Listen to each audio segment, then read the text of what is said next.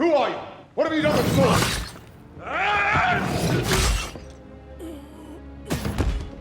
I'm Hela. Welcome to Watch Mojo, and today we're counting down our picks for the plot points in the Marvel Cinematic Universe that rattled the fan base. We'll be getting into spoilers, so consider this your warning. Sometimes family doesn't see eye to eye.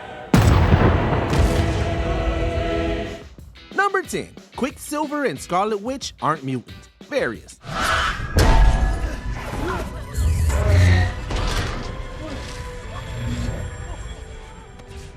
Please, don't do this. What choice do we have?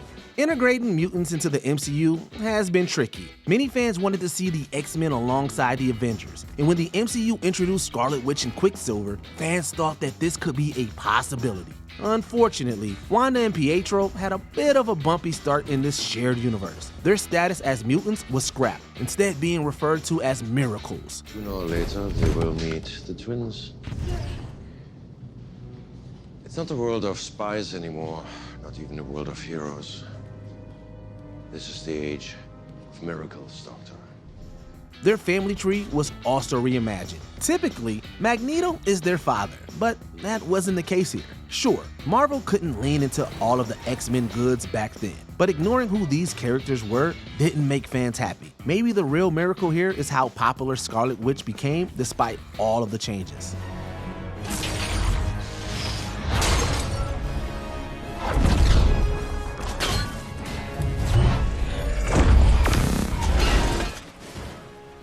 Number 9, the CGI head, Thor: Love and Thunder. Thor? Can you see me? Floating head alert. If you always wanted to see a floating head in a Thor movie, congratulations. This scene might have thrilled you. Unfortunately, the effect looks pretty unsettling. Heimdall's son Axel relays a message to Thor and the gang about Gore. But we're willing to bet all words get lost in translation because audiences could only focus on the horrendous CGI. A multi-million-dollar movie shouldn't look like it belongs in the bargain bin. No offense to the VFX team, but this just was not it. There's even a cleaned up version on Disney+, but we're not sure it's much better. This laughably bad scene was one of several reasons this Thor entry is regarded as a weak point of the franchise. I need you to focus and hold out your hand. Okay, good. Now focus. Close your eyes. Number 8, Howard the Duck and Darcy Lewis have a kid. What if? That's happy hour. Want some half-price nachos? Okay, fine, Duck. But this is not a date. What if a human woman and a duck had a child? There's a lot of fun stuff in the show What If, but we're not sure who was wondering about this specific scenario. An episode where Darcy Lewis has a child with Howard the Duck is going to ruffle feathers no matter what way you want to slice it. This exact scenario plays out in the 4th episode of season 3, which sees the birth of Birdie.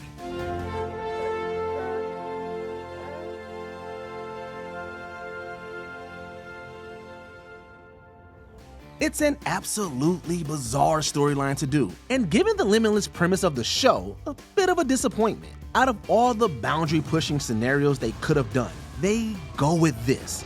Seriously, what the duck were they thinking? Oh! Did you do the bottle? You're supposed to do the bottle. No, the bottle's fine, Howard. It's way too hot. You can't give a bottle that hot. The blanket shades the color. Oh, yeah, why'd we get her this color? Number 7, Kang the Conqueror is bested by Ant-Man. Ant-Man and the Wasp, Quantumania.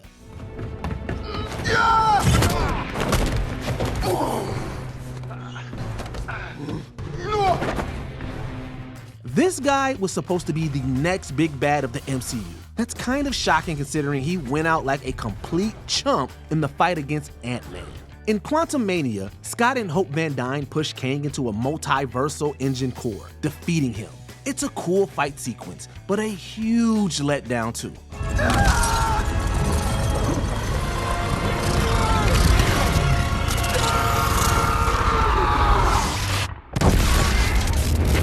Fans didn't like the idea that this next level supervillain died that easily. Even though there were multiple other menacing variants of him running around, this was supposed to be the main Kang. If the MCU revisits Kang, he'll still be the guy who was taken down by the dude who talks to ants. Sorry, but that's a bummer.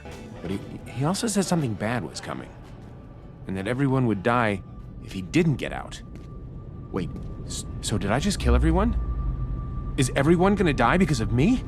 Number 6, Rhodey is a Skrull. Secret Invasion.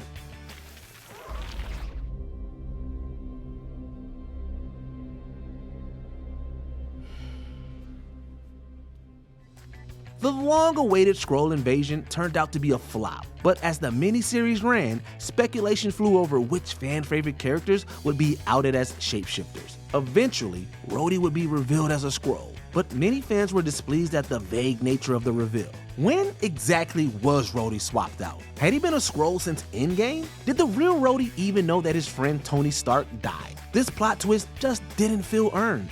He and other world officials are being kept in pods beneath the Skrull compound. You nuke that, you nuke them.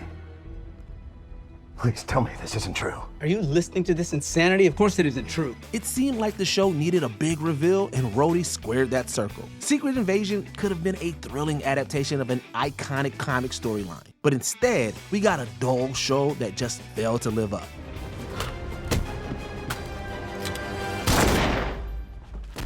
Number 5, the Ralph Bohner debacle, WandaVision. Long lost bro get to squeeze his stinking sister to death or what? She recast Pietro?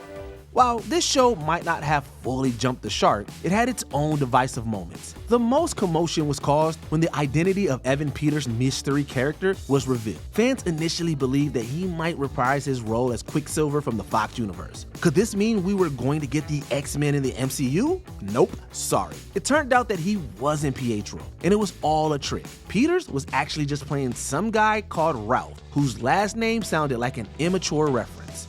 You're Ralph Bohner? Boner. Fans didn't love how WandaVision stirred fan speculation and wasted an actor cameo all for a stupid gag. Hey, don't sweat it, sis. It's not like your dead husband could die twice. Number 4, Star-Lord screws everything up. Avengers Infinity War. You gotta open this thing and get it off. I thought you'd be hard to catch. For the record, this is my plan. Not so strong now, huh?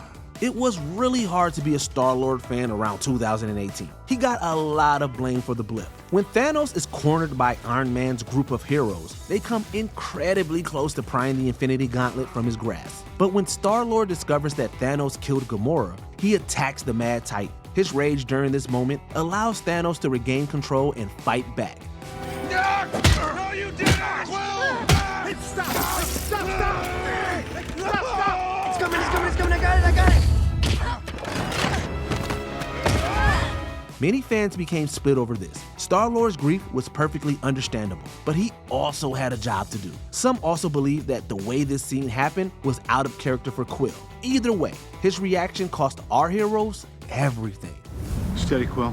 Oh, man. Number 3, the real way Fury lost his eye, Captain Marvel. So is it true that the Kree burned your eye out because you refused to give them the Tesseract? I will neither confirm nor deny the facts of that story. How Nick Fury ended up with his signature eye patch was a mystery fans were eager to see solved.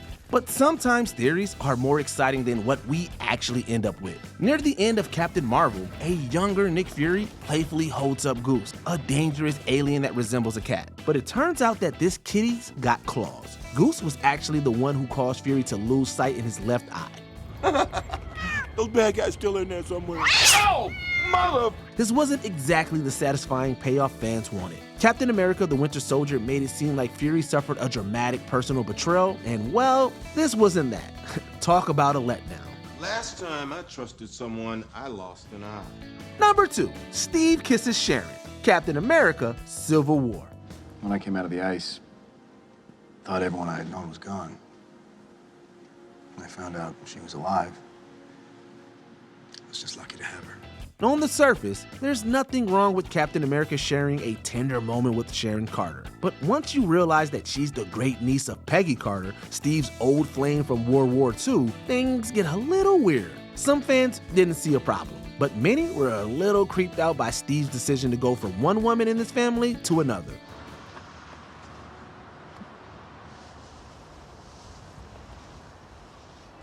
It's also strange because this kiss happened not long after Peggy's funeral. And in retrospect, it's even odder post-Endgame, where Steve rewrites his history to go back and grow old with Peggy. The time travel shenanigans there only further the idea that the Steve-Sharon romance was doomed from the start. Plant yourself like a tree. Look them in the eye and say no. You move. Before we continue, be sure to subscribe to our channel and ring the bell to get notified about our latest videos. You have the option to be notified for occasional videos or all of them. If you're on your phone, make sure you go into your settings and switch on notifications. Number 1, the Mandarin reveal, Iron Man 3. You know who I am. You don't know where I am.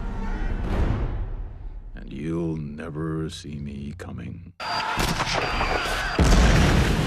The Mandarin had the makings to be a formidable supervillain when he was introduced in Iron Man 3. He was menacing, mysterious, and murderous. Except halfway through the movie, we learned that this is all a ruse. The Mandarin we thought we were seeing was actually just a washed-up actor named Trevor Slattery. I never thought people had been hurt. They lied to me. This is the Mandarin? I know, it's embarrassing. Hi, Trevor Slattery. While many in the fanbase have actually come to appreciate Trevor over the years, he didn't get the warmest welcome initially. Fans disliked how the MCU made one of Iron Man's greatest villains a joke. While we'd get a version of the real Mandarin eventually, we still never got to see him face off against Tony Stark. A total fumble. He gave his figurehead the name of a chicken dish. And it worked. America was terrified of an orange. Is there a controversial MCU moment we missed? Spill the tea down in the comments below.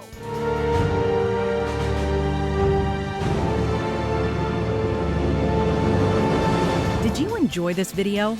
Check out these other clips from WatchMojo, and be sure to subscribe and ring the bell to be notified about our latest videos.